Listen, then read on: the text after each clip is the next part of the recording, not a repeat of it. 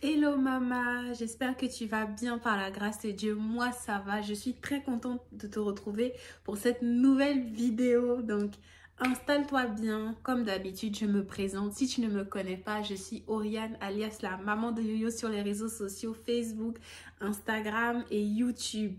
Ici, de quoi est-ce que nous parlons? Eh bien, nous parlons de renouvellement d'intelligence, nous parlons de guérison intérieure, nous parlons de libération des potentiels de qui? Des mamans célibataires, des jeunes femmes célibataires. Pourquoi? Parce que c'est tellement important. Les mamans célibataires sont généralement des jeunes femmes des femmes qui ont vécu énormément de choses. Et aujourd'hui, il est impératif que vraiment nous puissions nous reprendre en main. J'en suis une, ça fait 3 ans que je suis maman célibataire et j'ai vécu tellement de choses et je me dis non, c'est plus possible. On doit guérir, on doit sortir de là. Et nous parlons de guérison intérieure, de renouvellement de mentalité des mères célibataires, de développement personnel, de croissance pour pouvoir libérer le potentiel enfoui en nous et finalement atteindre la vie, les plans de gloire que Dieu a prévus pour nous. Amen. Donc, prends ton petit café, ton petit thé et ensemble, on va passer un bon moment en s'encourageant. Alors, aujourd'hui, de quoi est-ce que je souhaite parler? Qu'est-ce que je souhaite partager avec toi pour t'encourager? Et moi-même, pendant que je parle, je m'édifie moi-même. Je veux parler d'un sujet délicat quand on est maman célibataire, surtout pour les plus jeunes, pour les jeunes mamans célibataires. C'est vaincre la honte, se réconcilier avec son histoire. Vaincre la honte. Hey, si tu es une jeune maman célibataire, que tu regardes cette vidéo, répète après moi. Je refuse la honte. Je te partage ceci parce que moi, c'est un défi avec une forteresse avec laquelle j'ai combattu longtemps. Et je rends grâce à Dieu pour la délivrance, pour la restauration. Elle est progressive, il y a encore des choses à travailler. Mais je rends grâce à Dieu parce que pour moi, les prisons les plus comment je peux dire ça? Les prisons les plus dangereuses, en fait, ce sont les prisons intérieures. C'est-à-dire qu'en fait, tu es une personne enchaînée qui marche dans la rue, mais c'est incroyable. Tu es un prisonnier qui s'ignore. Tu vis avec des chaînes. C'est comme si tu marches, mais tu n'es pas libre, en fait. Tu n'existes pas. Tu subis la vie. Et moi, je l'ai vécu. Et cet encouragement-là, je vais te le donner encore une fois en te parlant de ma propre expérience, de mon propre témoignage. Parce que vraiment... Ah, ça a été difficile, ça a été vraiment difficile jusqu'à ce que le Seigneur mette le doigt sur l'origine de cette forte honte que je ressentais. Et aujourd'hui, je peux te déclarer qu'au nom de Jésus, j'ai vaincu la honte, c'est terminé. Oh, je ne suis plus esclave de la honte. Non, non, non, non, non. Mais je suis enfant de Dieu. Et je ne suis plus esclave de la honte. Non, non, non, non, non. Je suis enfant de Dieu. Alléluia. Moi et toi, c'est fini. Quand on dit la honte est à gauche. Nous, on est à droite. À la droite du Seigneur Jésus. Amen. Donc aujourd'hui, pourquoi j'ai voulu parler de ce sujet? Comme je te disais, c'est un sujet vraiment qui m'a longtemps rendu triste, qui m'a longtemps fait pleurer, qui m'a longtemps fait me sentir mal. Je peux te dire que je passais parfois des nuits entières. C'est-à-dire que je dormais, mais je ne dormais pas vraiment, tellement mon esprit était oppressé en fait. Je me disais, ah aujourd'hui là, c'est comme si en fait il y a des flashbacks qui revenaient dans mon esprit. Puis je me disais, ah aujourd'hui là on m'a regardé. Je suis sûre qu'il se disait que j'étais une maman célibataire. Aujourd'hui je me promenais avec mon fils au parc. Je suis sûre que les femmes qui me regardaient, elles avaient pitié de moi. Entre moi, il y a un truc que je déteste dans ma vie, c'est qu'on ait pitié de moi. Aujourd'hui, j'ai été restaurée, donc je ne peux plus dire je déteste. Que je détestais dans mon ancienne vie, avant là-bas. Là. L'orgueil faisait que je n'aimais jamais.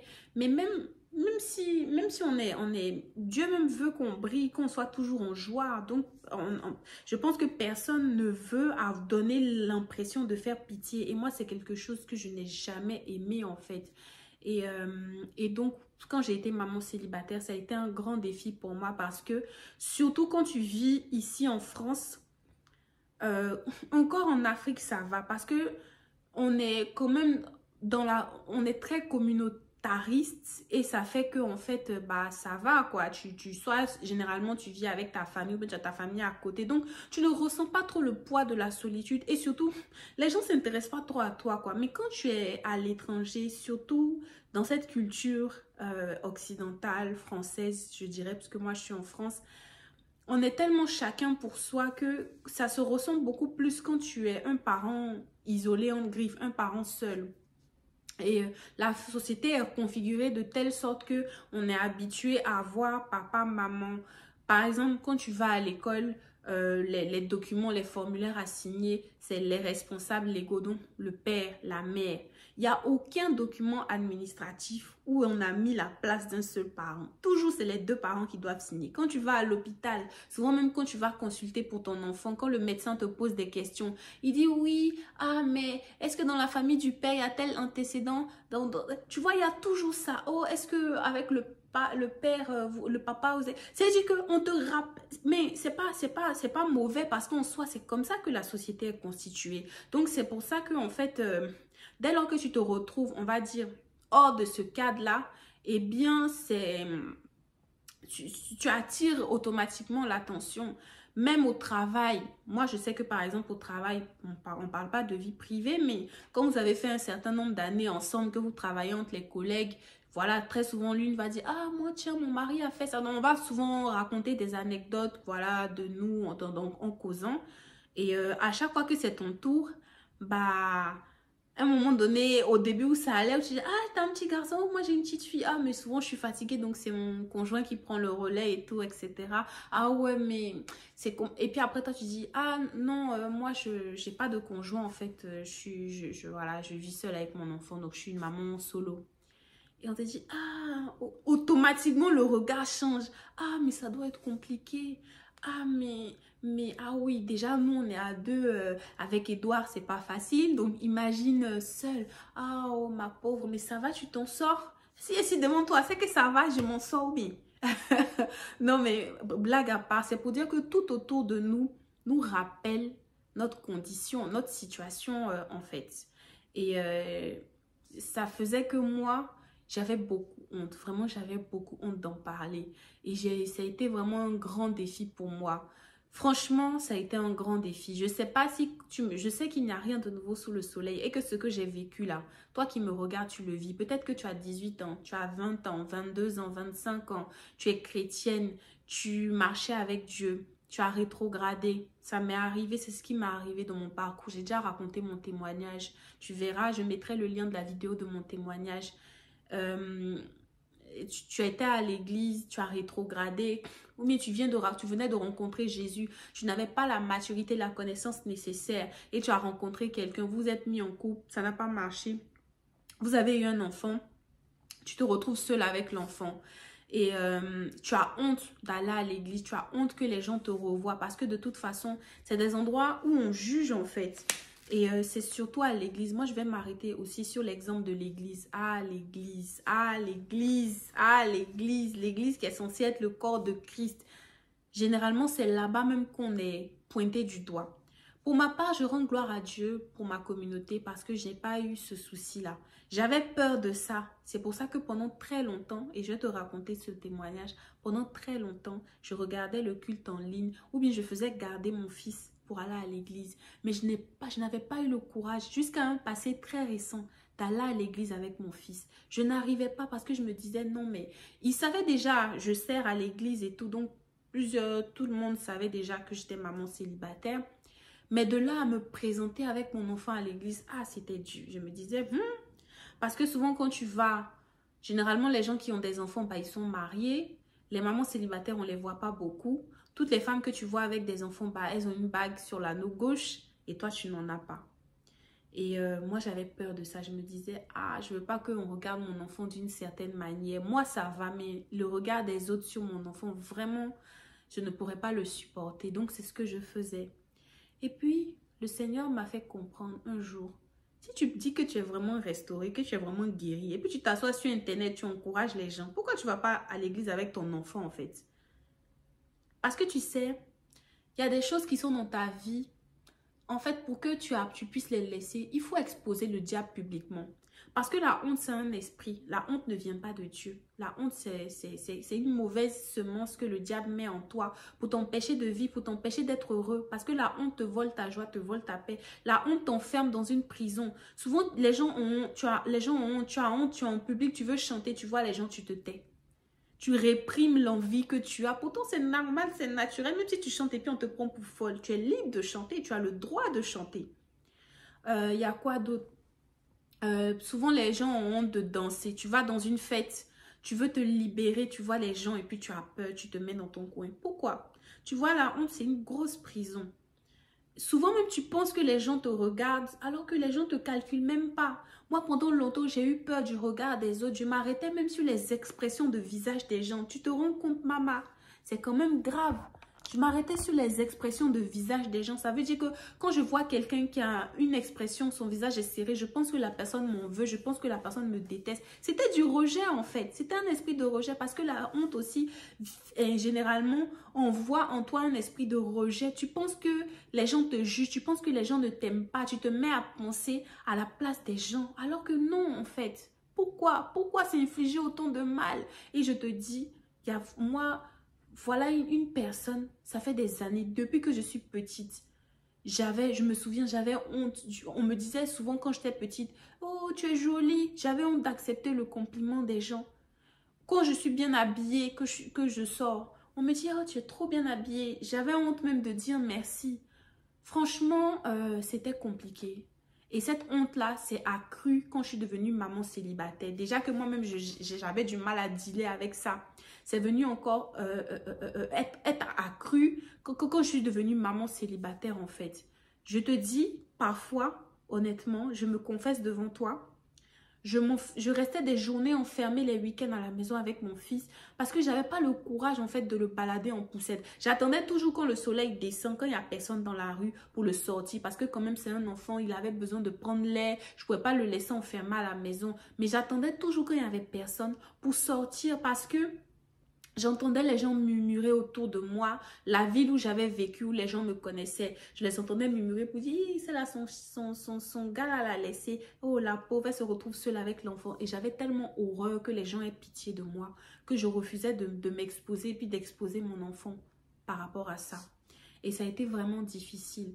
Et ma délivrance s'est faite le jour où j'ai dit, le Seigneur m'a fait comprendre, je t'ai pardonné, pardonne-toi à toi-même, réconcilie-toi avec ton histoire, vis, affronte la vie, ne t'excuse pas d'exister. Si tu es une maman célibataire que tu me regardes, même si tu as un enfant, 2 enfants, 3 enfants de pères différents, Jésus t'a pardonné. Tu es revenu à Jésus, tu as reconnu ton tort, tu as reconnu que peut-être tu avais pris les mauvaises décisions, fait les mauvais choix.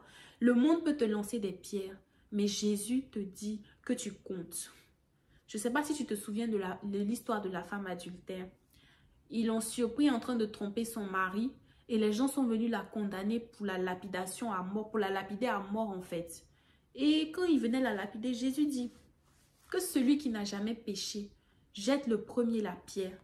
Tu sais, les hommes s'arrêtent à l'apparence. Ils regardent ta vie, ils regardent ce qui est là. Il y a des mamans célibataires même parce qu'elles étaient mariées légalement et puis elles ont perdu leur mari. Mais les gens qui ne connaissent pas leur histoire vont se permettre de les juger parce que généralement, quand les femmes se retrouvent seules, mères, célibataires, on pense que c'est des femmes de mauvaise vie. Alors que ce n'est pas le cas. Il y a des femmes qui sont vertueuses, qui sont bien, mais par naïveté, elles ont fait les mauvais choix de compagnons comme ça arrive à tout le monde. Il y a beaucoup de filles, même à l'église, qui vivent dans l'impudicité, bon, dans le secret, qui se cachent, on ne juge personne. Mais le péché là ne s'écrit pas sur leur front. Nous, quand on voit l'enfant, les gens ont pour eux une preuve en griffe de la vie qu'on a eu à avoir. On n'était pas des prostituées, on n'était pas des gens qui allaient d'homme à homme. Non, maman, je veux que tu reprennes confiance en toi.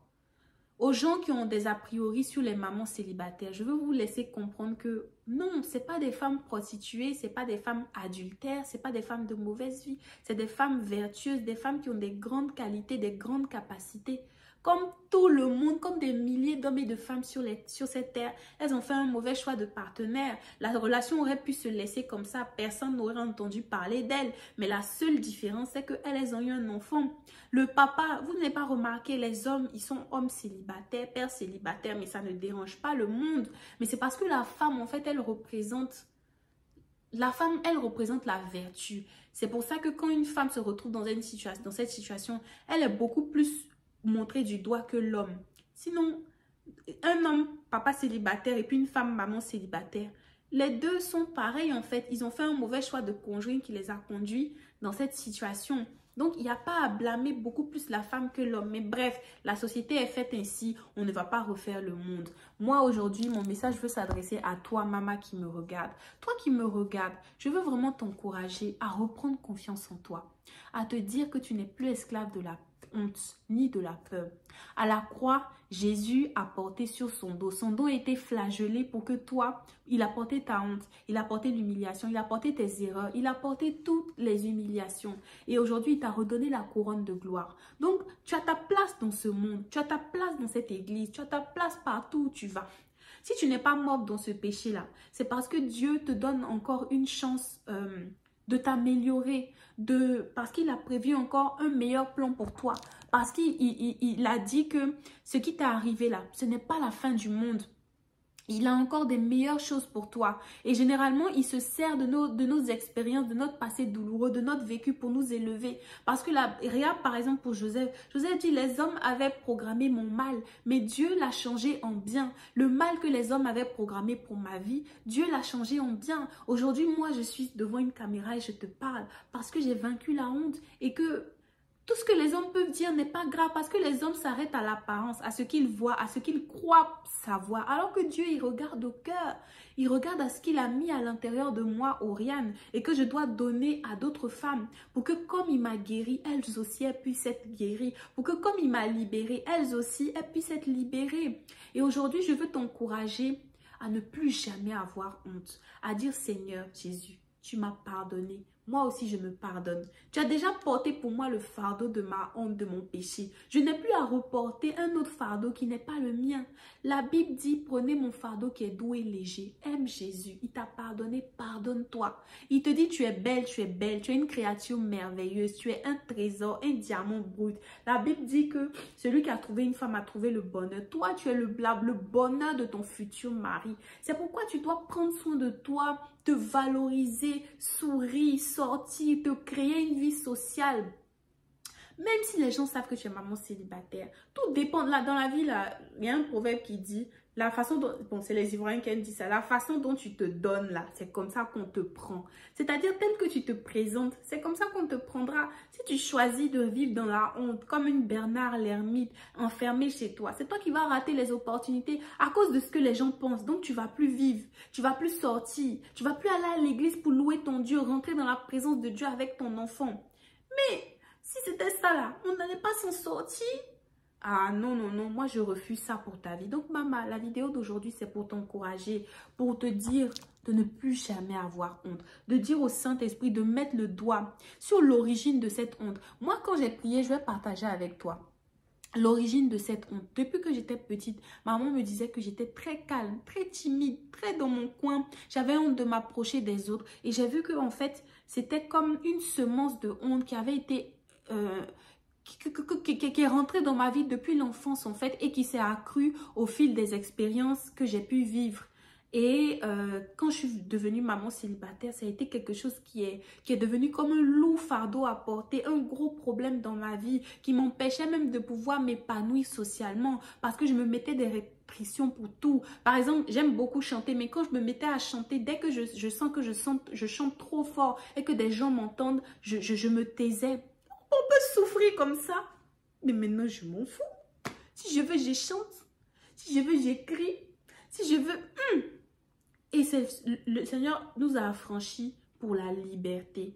Christ nous a affranchis pour que nous soyons libres. Il a payé le prix à la croix pour que tu sois libre de vivre la vraie liberté des enfants de Dieu. Pas pour que tu sois...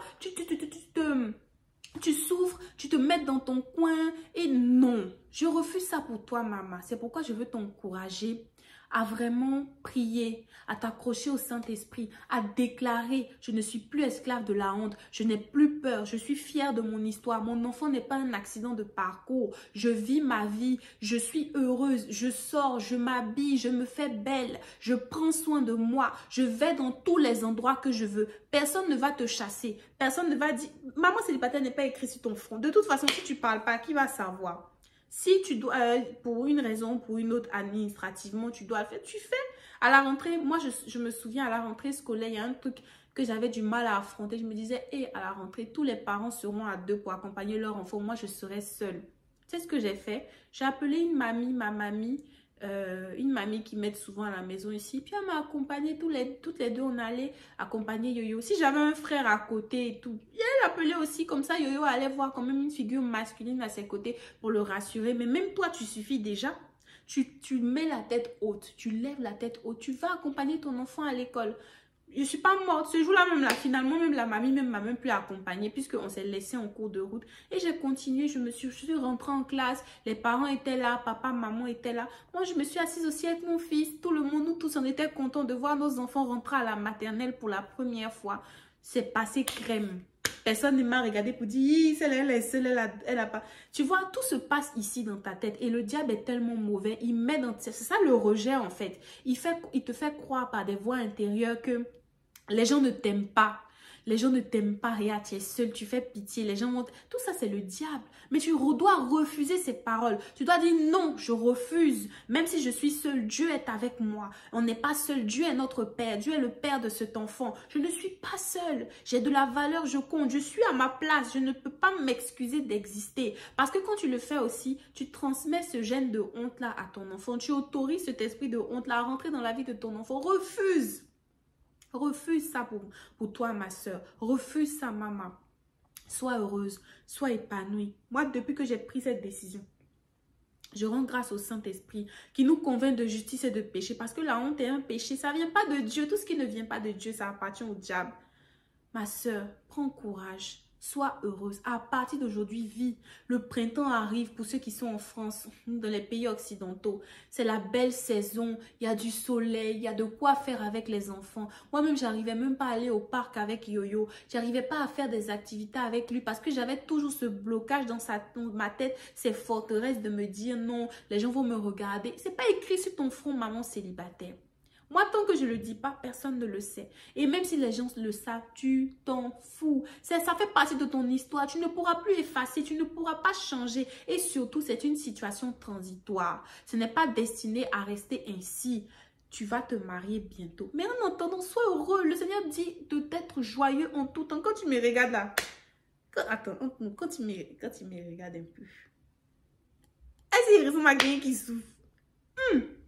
Moi, il est fini ça là. Moi et puis Yo-Yo, on s'est baladé. Donc maintenant, j'ai pris l'habitude. Yo-Yo et moi, on se fait des petits restos. On sort, on se fait des activités. On rigole. Franchement, depuis que j'ai pris cette décision, je suis heureuse et épanouie dans mon rôle de mère. Je ne le vois plus comme une punition. Le diable va te faire croire que c'est une erreur de parcours. C'est quelque chose qui te met en retard. C'est quelque chose qui te ralentit par rapport aux autres. Ou alors c'est quelque chose qui va empêcher les hommes de te draguer. Il dit souvent, même en poussette, on te drague. Même tu pousses bébé, on te drague. Souvent, même tu n'entends pas, il y a des femmes enceintes, on drague. Donc là, si c'est ça là, faut pas t'inquiéter. Faut pas t'inquiéter. Il y a ton candidat qui est là. Chacun a sa cible. Ceux qui ne viennent pas vers toi, tu n'es pas leur cible. Celui dont tu es la cible, au nom de Jésus, va venir vers toi en 2023. Donc maman, je t'encourage. Prends courage, sois heureuse, sois bénie, souris comme moi. La vie est belle. Où on est, on a beaucoup de choses à réaliser. Beaucoup de choses à réaliser. Et je sais que toi et moi, on le fera. Tu as vu, j'ai fait cette vidéo avec courage. Je t'ai dit tout ce que j'avais. Le diable, il faut l'exposer publiquement. Tout ce dont je te laisse un défi avant de conclure cette vidéo. Tout ce qui te dérangeait, tout ce que tu avais honte de faire là. Prends la résolution de le faire. Alors que tu sors de ta zone de confort pour le faire, je te garantis, ça sera la fin de du règne de l'esprit de honte dans ta vie, au nom de Jésus. Dès lors que je me suis levée un dimanche, j'ai dit c'est terminé, je ne m'assois plus en ligne à la maison avec mon enfant. Moi aussi, je veux aller danser à l'église avec mon fils. Je me suis levée dimanche, pris ma voiture, moi et puis Yoyo, on est parti à l'église tellement qu'on a profité. On a passé un agréable moment dans la présence de Dieu. Quand on a fini, on est parti au McDo, on a bien mangé, on est rentré. Depuis ce jour-là, la honte est finie. Alors je proclame que si Dieu l'a fait pour moi, il le fera aussi pour toi. À condition que tu crois et que tu sois intentionnel dans ta volonté de sortir de là. Je prie que tu sois animé de la sainte colère pour refuser cette condition que le diable veut t'imposer là. Au nom de Jésus, tu es béni. Là où tu es là, tu as ta place. Tu comptes. Ne t'excuse plus de vivre ou d'exister. Et que Dieu te fasse du bien. Je t'informe que bientôt, je vais lancer, on va reprendre les sessions Zoom d'encouragement entre mamas. C'est des sessions d'écoute où on parle ensemble, où on échange. Et on avait fait la première session qui était vraiment très bénissante. Les mamans qui étaient là, on a parlé autour d'un jus d'orange, d'un café, d'un thé. On a partagé nos expériences, on s'est donné des conseils. Et là, je vais créer un groupe WhatsApp que je mettrai bientôt sur les réseaux Facebook et Instagram pour que tu puisses rejoindre le groupe. Et dedans, on partagera les informations, on fera des activités et surtout, ce sera notre groupe à nous de mamans solo, mais qui s'encouragent en fait, qui travaillent ensemble, qui se préparent ensemble pour rentrer dans la nouvelle saison que Dieu a prévue pour nous. Donc sur ce, je te fais de gros bisous. Profite bien de ton week-end pascal et que Dieu te fasse du bien. Mouah.